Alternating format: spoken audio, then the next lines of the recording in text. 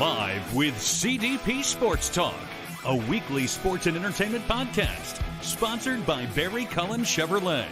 Live on YouTube, Facebook, Twitter, Twitch, and LinkedIn. And on audio via Apple Podcast, Google Podcast, Spotify, Anchor FM, iHeartRadio, Amazon Music, Radio Public, and TuneIn. Now, here's your host, Chris Palme.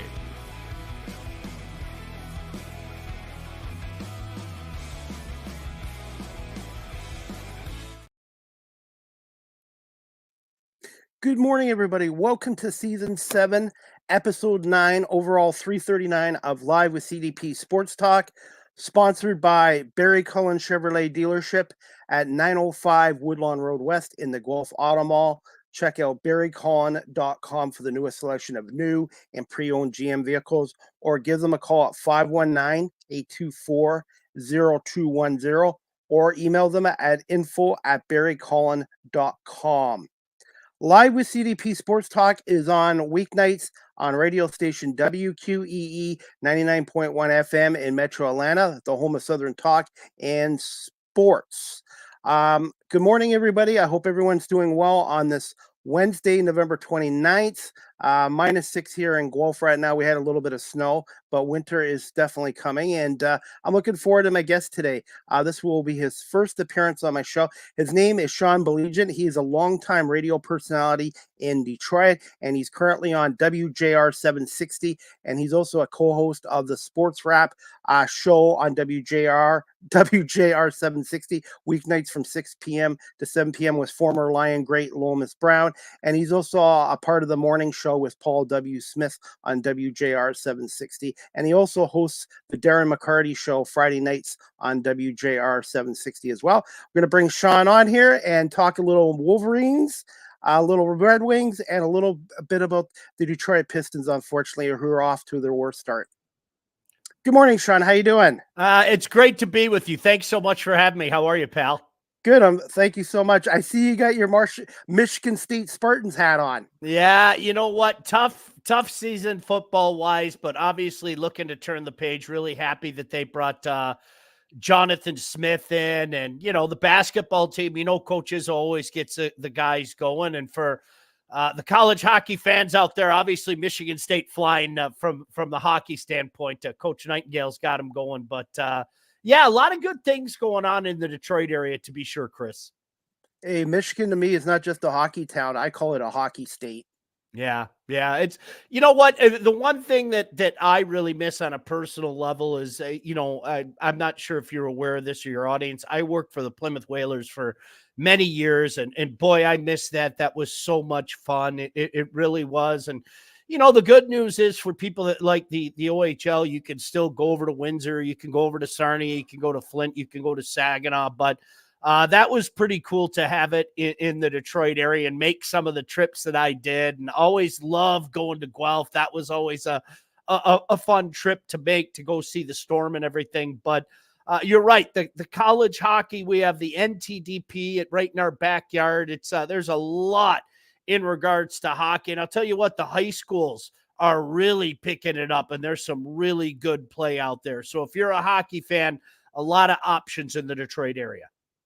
I'm going to put you on the spot here, Sean, before we get to the Wolverines. Can you see the OHL in the future coming back to Michigan? Obviously, the OHL has 3 U.S. teams, 2 in Michigan and 1 in Erie.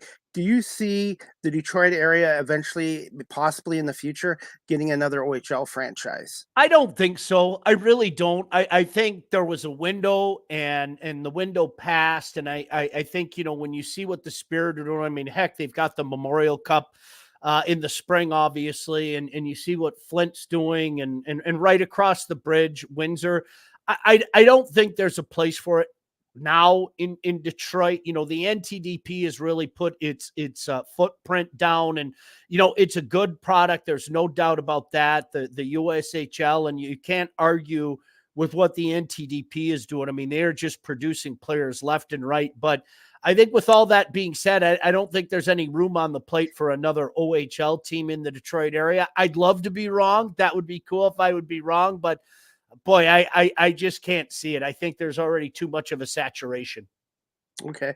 Hey, I'm involved with the National Lacrosse League. It's indoor box lacrosse league, and I cover the Buffalo Bandits and the Toronto Rock. I was gonna say Detroit, I think would be great for a National Lacrosse League team. I think they had one in the '90s, but I really think it would be great to have that product at Little Caesars Arena. Oh, it would be awesome. See, I'm old enough to remember when the Turbos were there, and that was such a great watch. That was really a fun watch. And, you had the legendary Gate brothers and Sawicki and that and everything. That's another sport, Chris, that has really blown up in our area. It really has. And again, I go to the high school levels. So the high school levels are very, very competitive. Brother Rice, I think everybody knows about the legendary program that Brother Rice has. I mean, they've been outstanding, but I would say it was about 10 years ago where a lot of young people around here, including my own son, made the choice of jumping from playing football to playing lacrosse. And it was amazing how many kids did that in the area that we live. We're in Northville, which is a suburb of Detroit. And it was amazing how many kids made that jump, and the numbers continue to grow. It's really growing in this area, to be sure, kind of the grassroots level with a lot of the kids making that jump.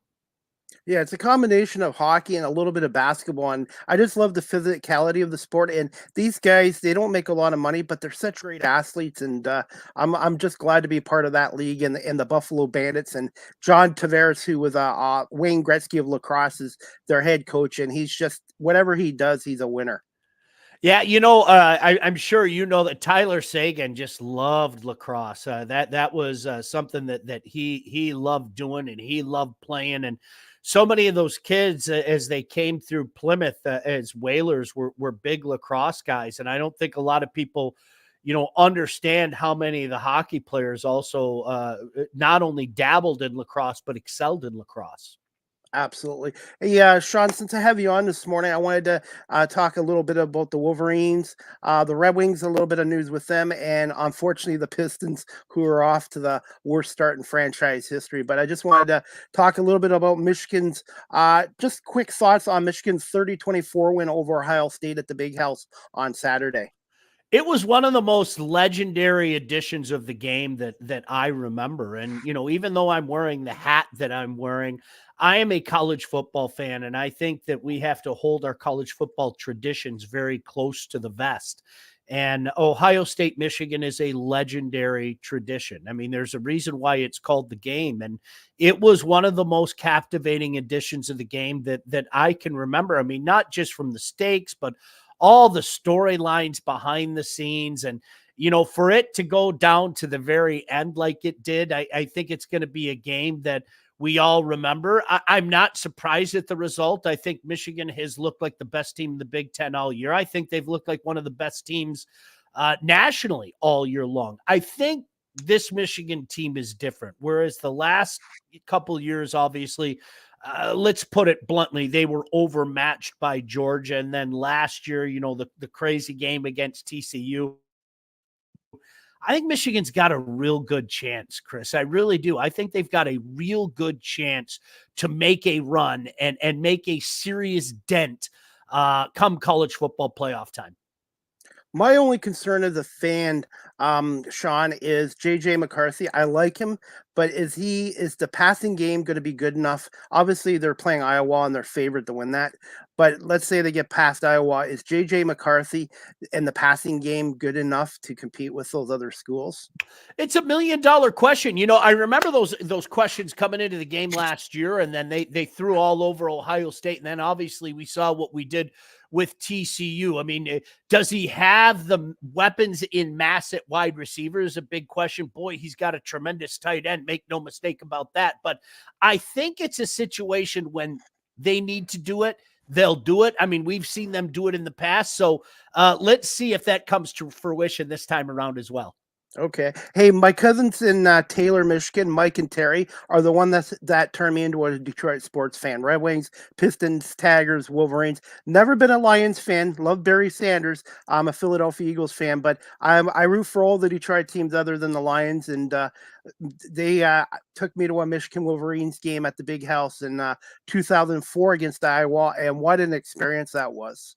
Yeah, it is. I mean, again, I don't care who you root for. I mean, the Big House is one of the most venerable places in college football. The atmosphere there before the game and during the game is incredible. And say what you want about rivalries. Whether it be as Spartans or the Buckeyes. I think there's a level of respect when you bring up Michigan. And look, after such a down period, I think college football is a better place when Michigan is doing well. I really do. And, they had a long period of time, not only during the Rich Rod era, but the Brady Hoke era, where they were kind of wandering in the wilderness. But say what you will about Jim Harbaugh, he certainly brought them back. Absolutely. And then also the rivalry with Michigan State will be better when Michigan State is strong as well, when both schools are strong at the same time. Tremendous program. And one of my friends, Bess McLeod, who used to be a broadcaster in Detroit, is a huge Spartans fan.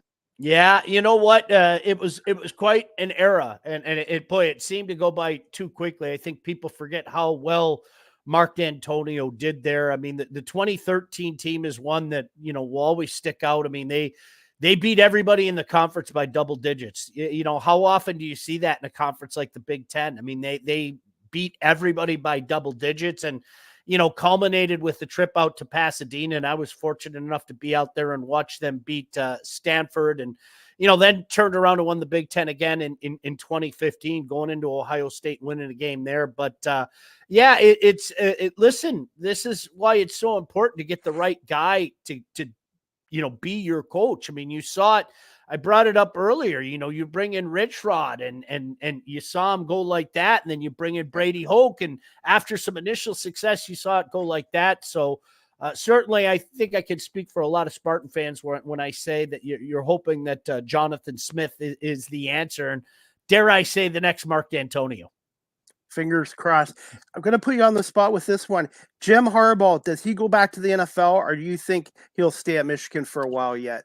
I think that he's eventually going to make the jump. I really do. And I know he says he's not going to, but I think he will. I think there's just been so much outside of his program going on, and the stuff with the NCAA. I think a guy as prominent as Coach Harbaugh, who has an opportunity to jump, is probably, this is just opinion. This is not inside information, anything like that. Yep. Enough. I don't want to deal with this NC2A stuff. I don't want to deal with a lot of the parameters that are in play in the NCAA. But yeah, to answer your question, I have a feeling he'll end up in the NFL soon, as a matter of fact. I just remember a couple years ago, the Wolverines fan base wanted him gone, fired. Amazing, isn't it? I mean, really, after 2020, I mean, there were a lot of people that thought 2021 was going to be the swan song, and there was going to be this mutual parting. It's amazing what winning can do, isn't it? Absolutely. I'm also going to ask you another question, Sean, too. Obviously, you've seen some great running backs with Michigan State and Michigan. In terms of running backs, all-time great running backs in college football and in the state of Michigan, where does Blake Corum up there? Boy, you got it. You got to include his name. I mean, you really do. I think, what comes to, I think Mike Hart had a tremendous college football career, if you remember. I'm going way back in the time machine. Lorenzo White at Michigan State. Kenneth Walker was just that 1 year, but what a magical year it was for Michigan State. I mean, he was near unstoppable. But yeah, I think you put Blake Corum in that conversation, to be sure. I mean, he just runs so hard, and you saw it on Saturday. I mean, how many times when Michigan had a third down, they just found a way. And that's so disheartening for a team. That's so disheartening for a defense. And, Blake Corum was obviously a huge part of that. So, boy, I'd put him up there with just about anybody that I saw. And I think that's a high compliment when you think of the caliber of running backs that we've seen at certainly both schools over the years. I'm still an old school football fan. I love the passing game, but I still love the old running game. And there's some similarities between Michigan and the Philadelphia Eagles. I'm a huge Eagles fan, and it all starts with the O line and the D line, and then you build your teams from there. And I think Jim Harbaugh and the school has done a great job doing that. And I just think it's great to have a not just a one dimensional offense, but an offense where you can run the ball as well. And it's so huge on those third downs. Yeah, Fourth I downs. think no doubt about that. Listen, and I don't think the Michigan offensive line has played as well as they're capable of. I mean, there were a lot of people that came in and thought, hey, look at that line. You got a bunch of first rounders on that line. I mean, they've been good, but I think there's a next level there yet. I really truly do. But you're absolutely right. I think that's been a testament to a lot of the really good teams. And, I hate to do it again, but I'll go back to Mark D'Antonio's championship teams. They controlled the line of scrimmage, both the offensive line and the defensive line. It's such an integral part in so many things that you want to do start with making sure you take care of business in the trenches. Absolutely. This leads to my next question, Sean. What are your thoughts on the offensive coordinator, Sharon Moore's job as the OC this year and in the absence of Jim Harbaugh? Boy, I'll tell you what, his name became a hot name. There's no doubt about it. I think a lot of people have said, this could be the heir apparent to Jim Harbaugh whenever Jim Harbaugh decides to leave, whether it be sooner or whether it be later. I don't think that Jim Harbaugh is going to be there a long time. I really don't, one way or the other. But at the end of the day, I know there's a lot of people, and you saw a lot of articles like this kind of pop up in the aftermath of this latest edition of the game saying, hey, Michigan's got their guy if he wants to be there. I think everybody saw his outburst. I think stuff like that is great. It depends on what side of the fence you're sitting on. Usually I think stuff like that's great. This is a guy that loves his coach. He loves the school that he's at. He loves his kids. It shows that he cares, but make no mistake about it. This is a guy whose stock has improved as the season has gone on, and stepping into those big shoes that he had to fill, Coach Harbaugh's shoes. You got to give him credit for doing that, and especially winning the games that he did. It looks like the stability for the Wolverines is going to be good in the future, even if Harbaugh does leave as well. Yeah, no doubt about it. I mean, isn't that what you want to do? You want to build a program. You don't want to have, just a series of years and everything. You want to build a program where you can have long lasting success and have it, just plug and play. And it's easier said than done, but certainly Michigan looks like they've done a lot of the groundwork to try to get that going. Absolutely. A couple years ago, that team was just built to beat Ohio State, and everything else was a bonus. But I feel now in the third year that this team is not just beating Ohio State. They want to get to the national championship game and win it. No doubt. I'll reiterate. I think this team's different than the last couple of years. I mean, they weren't going to beat Georgia. You knew that 2 years ago. I think TCU surprised everybody a little bit last year. But I don't think anybody thought, well, maybe we'll beat TCU, but they're not going to beat Georgia. This is wide open this year. I mean that. If Oregon finds a way to knock off Washington, I actually think they will. I don't know if I'd want anything to do with Oregon right now, the way that Bo Nix is going. And, there's another level there for Georgia. So I don't want to make it sound like it's a cakewalk by any stretch of the imagination. But, it'll be interesting because I think Michigan has as good a chance as anybody. I mean, look, Georgia is on a historic pathway right now. Make no mistake about it. The opportunity to win 3 in a row. But it doesn't take a rocket scientist to notice that this isn't like the dominant Georgia teams of the last couple of years. And that pressure that's been mounting is going to be huge come playoff time. And this in football, college football, NFL, even the Canadian Football League. One bad game, anyone can be beaten. Yeah, absolutely. I mean, take a look at the Alouettes this year. Who saw that coming? My goodness gracious. Yes. I mean, an incredible run by Montreal, but nobody saw that coming. And, you find a way, you get hot at the right time. And things can change. Absolutely. And quick thoughts. We're going to wrap the Wolverines segment up here. Thoughts on the Big Ten championship Saturday against Iowa, and what are some keys to a Michigan win over Iowa? And is there a chance they could have possibly a little bit of a letdown after beating Ohio State? I just listen. I think you saw the same thing that I saw in college football. Sees the same thing that I'm about to say. I give full marks to Kirk Ferentz. How he was able to get that team back to Indianapolis is incredible. They just don't have anything offensively. I mean, they really don't. The defense has played well. Make no mistake about it. I don't think they've played, well against some of the higher echelon teams, but they found a way to win the games that they should. They just don't have anything offensively, especially after losing their starting quarterback. So to me, I think Michigan's going to roll them. I really do. I mean, no disrespect to Iowa, because you have to tip the cap to what Kirk Ferentz has done. But honestly, it is, you look at that side of the conference and this side of the conference, it really is. It's varsity and JV, and it's been that way for a long, long time. I have Michigan winning this game 34-17. I'm going to go 31-10. I just don't think Iowa has much offensively. And I think people are probably laughing at us saying that Iowa even gets a couple touchdowns, because they've been so tough to watch offensively. I'm trying to be as nice as I can there. I mean, it's been a brutal watch offensively, but you have to give them credit. They're finding a way to win football games. They're going to be heavy underdogs. I think Michigan is favored by 23 points? Yeah. Wow. Yeah. That's a lot. Yeah. Again, I think it comes back to what they can't do offensively, and Michigan will grind you out, and they'll find a way to wear them down. And, maybe a 10-0 game becomes 24-0 in the blink of an eye or something like that. And then it's off to the races. But yeah, I like Michigan. I think they'll cover the spread. We'll see. The under is the big question. I think a lot of gamblers out there have been making a lot of money taking some Iowa unders, and let's see if that comes to fruition this weekend.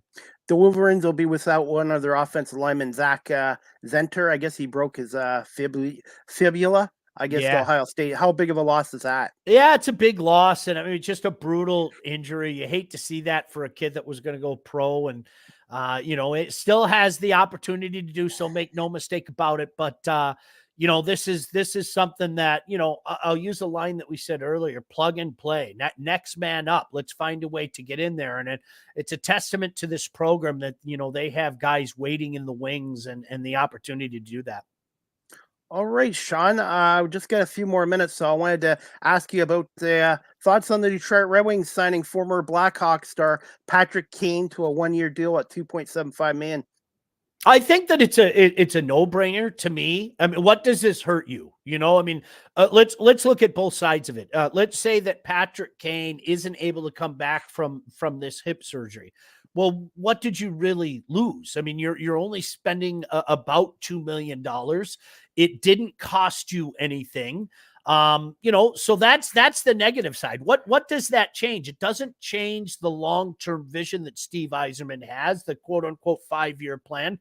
So I don't think it changes anything in that regard. If you look at the negative side, and the positive side is you have Patrick Kane. And if he can, reclaim what he's been over the years, that's a nice addition to your team. Perhaps not just for this year, but into next year, when I think a lot of people feel that the Red Wings are going to make the move. I don't think there's a negative side to this in any way, shape, or form.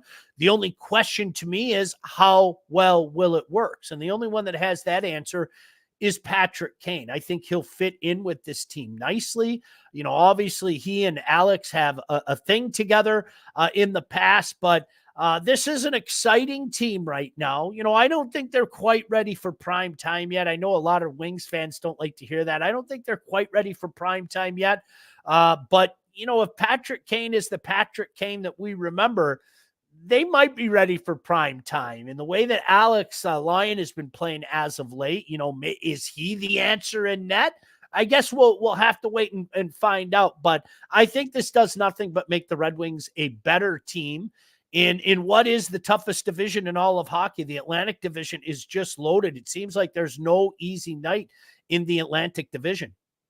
I like the job Eiserman's doing. Is there a time frame when Kane will be in? I know the Red Wings played tonight against the New York Rangers and Chicago, ironically against Kane's former teams. But are they gonna like give Kane maybe like a week to get used to the team and get in the lineup? I'm going to be intrigued to see that myself. I really, I don't know, Chris, how it's going to work itself out, how quickly he's going to come back. I know all along he didn't want to sign with the team until he felt like, there was the opportunity for him to come in and play. This is not an easy surgery. This is not an easy comeback, but my guess is, knowing the competitive fire of Patrick Kane, he wouldn't agree to this unless, he felt he was ready to go. So when go time is, I'm waiting like the rest of us. Number 88. It's just like when Chelios became a Red Wing. It was like, never thought I'd see Chelios as a Red Wing, and same with Patrick Kane. And I know the Buffalo people were a little disappointed he didn't come to the Sabres, but I say it was a great addition by the Red Wings, and it's low risk as well. Yep, no doubt. And my last Red Wing question before we talk about the Pistons before I let you go is, what's your overall assessment quickly on this 23-24 Red Wings team and the job that Steve Yzerman has done so far? I think it's a good team. I think it's a better team. I think it's a team that can probably make the playoffs, but they're not where he wants them to be yet. I go back to the day he was hired, and, he said point blank, the goal is not just to get back in the playoffs. It's to compete the way this franchise was used to competing for so long. So I think, again, I use as a rule of thumb the 5-year plan. I think that's the smart, logical, methodical. Fans don't like it, but he was hired on April 19th, 2019. We're not even 5 years in yet. I have a feeling by the time next fall rolls around, that's going to be a team that is ready to make some damage. I'm going to make a little prediction here. I really think this team, if they can stay healthy and they get goaltending, and even if Kane can produce a little bit, I think this team could squeak into the playoffs. Yeah, I agree with you. I do. And I wasn't so sure about that at the beginning of the year. I think this is a playoff team now. Now, what they can do once in the playoffs, that remains to be seen. But they're better. They're there. They're right there. A couple nip and tucks, and I think they're going to be ready to go. Okay, and finally, before we wrap up the show, Sean, what are your thoughts on the Pistons 2-15 start, the worst in franchise history? And did anyone in Detroit see this coming, this bad of a start? Not this bad. There's been a lot of back and forth about, are they going to take a step up, especially with a healthy Cade Cunningham? And this has been awful. There's no other way to say that. In fairness, there have been some injuries, but it's like watching a bad rerun. The same things keep happening, especially late in games. It seems like they get the doors blown off of them, and they have an opportunity. For people out there that aren't aware of this, they could go 0 for November. Think about that. This is a team that was 2-1 at one point in time, and you're thinking to yourself, okay, maybe they'll take a little step up, and now they have a chance to go 0 for November. They've got the Lakers tonight. They've got the Knicks tomorrow. They lose both those games. You didn't win a game in November. That's crazy when you think about it. So there's a lot of pressure on this Pistons ownership right now. Again, I think a lot of people thought that Troy Weaver was the answer. I like Troy a lot. I like him personally. I like his methodical way of thinking, but certainly there's some, rumblings out there that maybe it's time to part ways with Troy Weaver. Because you just brought in Monty Williams on a big contract, and there's no way you fire him after 16 games. So I'm assuming Troy Weaver right now with the Detroit media is starting to get onto the hot seat. You're starting to hear it. You're starting to hear it, on social media a lot and everything. And I want to reiterate, I like Troy. I think Troy knew what he was getting into when he took this job. I think he's been methodical with it. I think he knows that the only way to really truly rebuild is to do it through the draft. And unfortunately, it's just not happening, even with a budding star like Cade Cunningham. And I do feel Monty Williams is a good head coach, and hopefully they can get this cleaned up. But I'm going to let you go, Sean. But before we let you go, I want to say thank you for coming on today. And where can my audience follow you on social media and your next sports wrap with Lomas Brown and the Darren McCarty Show? Yeah, you know what? Lomas and I are on every night from 6 to 7 on WJR. Still doing some stuff locally with the television and all that stuff. And I'm on Twitter at Sean P. Bally and Facebook and all that stuff. I'm not as active as perhaps some other people. When I'm active, I'm really active. And then I go away from it for a few days. But yeah, it's a pleasure to talk with you. I appreciate you having me. Well, thank you so much, Sean. And if you do come back on my show again in the future, I would maybe like to talk to you a little bit more about your Detroit Lions, who are looking like a playoff team and should win their division. Yeah, they should. It's fun. The last couple of weeks, I don't know, against the Packers and against the Bears, but a chance to make everybody forget about that when they go down to New Orleans this Sunday. All right. Well, Sean, thank you so much for coming on live with CDP Sports Talk, and I will send you an audio and video copy of our show later on. My pleasure. All the best to you. Continued success. Thank you so much, Sean. Have a great day. Take care now. All right, guys, I hope you enjoyed Season 7, Episode 9 of Live with CDP Sports Talk with Sean Baligian from WJR 760. And he's also a morning host of the Paul W. Smith Show. And you can also tune into Sports Wrap with Sean and former Lions great Lomas Brown weeknights from 6 p.m. to 7 p.m. as they talk Detroit sports. And he also hosts the Darren McCarty Show on WJR 760 every Friday from 7 p.m. to 8 p.m. as well. Check out their website too, WJR.com, or you can check out his Twitter page at Sean P. Bally on Twitter/X as well. All right, guys, before we wrap up this show, I had the pleasure of covering the Grey Cup a couple weeks ago in Hamilton, and I did a whole bunch of interviews with Winnipeg Blue Bomber staff and the Montreal Alouettes staff, and I did an interview with the Winnipeg Blue Bombers defensive coordinator and former CFL player Richie Hall. WQEE 99.1 FM. I'm with the defensive coordinator with the Winnipeg Blue Bombers, Richie Hall. Richie, thoughts on your West Final win on Saturday against the very good BC Lions team? Well, I thought they played very well. We kind of got irritated with their Hail Mary at the end of the first half that we gave up that cheap touchdown. But I thought for the most part, the guys, they went out there and they won the football game. And they played very well, so I was really happy for their overall play. What do you like about your defense going into this final against the Montreal Alouettes, and what challenges do the Alouettes offense present to your defense? Well, I think what I like most is the confidence that they have. They know that there's some tough things that happened with us last week, but they never got rattled. They remained confident. They didn't lose hope, and they didn't get frustrated.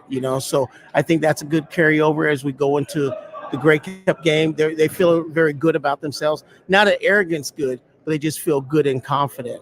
And the challenges that Montreal has is they're playing very good football. They're a very good football team.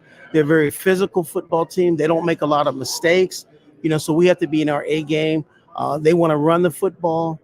They got playmakers. They might not be the most, when people talk about them as far as throwing the ball all over the field, but they play within their culture, and it's going to be a tough game for us, and we have to be in our A game if we want to give ourselves a chance to be victorious, because they have a very good football team and they're very confident right now. And, so you got two confident teams coming together, and something's got to give. What's going to give? It's going to be one of those two or three plays of execution or making big plays or penalties that's going to decide it. What's your thoughts on fourth straight Grey Cup for this Winnipeg Blue Bombers organization? And maybe just a little thought on head coach Mike O'Shea and your fellow coaching staff, the job that you guys have done with the players the last 4 years. Well, I think we have a great group of players. They're very selfless. They're hard workers, and they're very characters. They enjoy being around each other. So as a coaching staff, I think that makes our job a lot easier because they're self-motivated, and it's just a matter of getting the pieces and putting them together, make that puzzle look like a nice picture. So over the last 4 years, could never imagine that we'd be here 4 years later, consecutive years. At the beginning of each year, that's what you strive to. You want to be in the Grey Cup. You want to be in the Grey Cup. But all of a sudden now we're here. And it's funny when you look back over, for myself, it's like, I can't believe it's been 4 years. Not saying that you never thought you wouldn't be, but the reality is we have been, and it's, gosh, I can't believe it, so it's a blessing, but it's a testament to those guys, in each year we've had a different group of guys. But the foundation of the guys that Coach O'Shea has brought in, and the guys have bought in to what he wants them to do, has been rewarding for them, and it's a great feeling. Just quick thoughts on the fan base in Winnipeg and how much the fans mean to your team at the home games. Oh, it's another person on the field. I think, over the last 2 years, the Winnipeg Blue Bombers have led the CFL, and the attendance, that speaks for itself. We're the loudest stadium, so that's an extra advantage for us when we play at home, so we want to give them something to be proud of. We want to give them something to cheer about, and they have been very supportive for us, and can't express our appreciation. It's a thank you, and we just hope that we make them proud by our play. All right, last question for you, Richie. What are a couple of keys to a win on Sunday against a very good Montreal team? Controlling their running game, Steinbach, and minimizing their big playability with Fajardo and Mac. So again, the thing that we have to do is we have to be consistent from start to finish. All right. Well, Richie, I want to say thank you so much for doing this, and good luck Sunday against the Montreal Alouettes in the 110th Grey Cup at Tim Hortons Fields. Thank you very much. Appreciate it. All right, guys, that was Richie Hall, the defensive coordinator of the Winnipeg Blue Bombers. That was done on media day just before the Grey Cup. Montreal came back with 13 seconds left to win 28-24, but Richie Hall has done a great job with the Winnipeg Blue Bombers as their defensive coordinator, and I'm assuming he'll be back there next year as well. Anyways, guys, the next Live with CDP Sports Talk, brought to you by Barry Cullen Chevrolet Dealership, is going to be tomorrow, Thursday, November 30th at 2:20 p.m. Eastern with my guest, Adam. I can say it, Adam Baligian. He's a media personality, and he's on Tony McGee's Pro Football Plus covering the NFL's Washington Commanders. So Adam's going to come on and talk about the 2023 Washington Commanders, their new ownership in Joshua Harris, and where this franchise goes in the future. And we're also going to talk a little NFL news with Adam as well. So I hope everyone can tune into season 7 tomorrow, episode 10 with Adam Baligian from Tony McGee's Pro Football Plus show covering the Washington Commanders as well. As always, Live with CDP Sports Talk is a weekly sports and entertainment talk show hosted by yours truly, Chris Palme, weeknights from 8 p.m. to 9 p.m. Eastern on WQEE 99.1 FM, The Key, the home of Southern sports and talk, the heartbeat of Atlanta. Our radio station's website is wqeefm.radio12345.com. Live with CDP Sports Talk is live streamed on these platforms: YouTube, Facebook, Twitter /X, Twitch, and LinkedIn. And I want to say thank you to everyone watching my show this morning with Sean Baligian, live streamed as well. You can also follow my website and my media work and previous radio shows on beacons.ai/Chris D. Palme. Live with CDP Sports Talk is again sponsored by Barry Cullen Chevrolet Dealership at 905 Woodlawn Road West in the Guelph Auto Mall. Check out barrycullen.com for the newest selection of new and pre-owned GM vehicles, or you can give them a call at 519-824-0210 or email them at info@barrycullen.com. And speaking of Barry Cullen Chevrolet, gear up for fall at Barry Cullen with a 2023 Trailblazer like I have. 5.49% financing for up to 48 months. Book a test drive today at barrycullen.com as well. And I am a huge fan of Chevy Trailblazers, and I really love my SRS model as well. You can also follow me on TikTok at Live with CDP. I post a lot of content there, player, coaches interviews, and all my media work there. And I'm a content creator on TikTok, so at Live with CDP. StreamYard is the official live stream provider of Live with CDP Sports Talk. If you're into webinars or podcasting, such as myself, check out StreamYard.com. Live with CDP Sports Talk, the audio version is available on these platforms: iHeartRadio, Amazon Music, Google Podcasts, Spotify for podcasters, Apple Podcasts, Breaker, Pocket Casts, Radio Public, Spotify, Castbox, LinkedIn, Pandora, tuned in, and again, weeknights from 8 to 9 on WQEE in Metro Atlanta. You can also email me or text Live with CDP Sports Talk at cpame19@gmail.com or text the show at 519-820-7188. I'd love to hear comments, questions, and suggestions of Live with CDP Sports Talk, and maybe some future guests that you would like to see come on my show as well. And as I was talking to Sean Baligian, the Michigan Wolverines are 23-point favorites for the Big Ten Championship this Saturday night, 8 o'clock kickoff on Fox from Lucas Oil Field. It'll be Michigan 12-0 against Iowa 10-2. And Cade McNamara is going to be starting for Iowa against his former team in Michigan. I think Michigan will win this game 34-17. And I think J.J. McCarthy is going to have a good game, and Blake Corum as well. Also, guys, we have some hockey tonight. The Detroit Red Wings with their new addition of Patrick Kane. I'm not sure when he'll be in the Detroit lineup.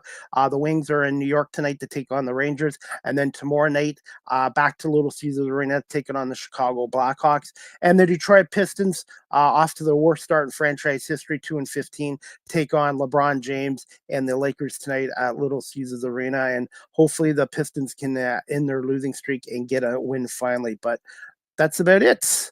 I want to say thank you again to Sean Baligian from WJR 760 for coming on Live with CDP Sports Talk tonight.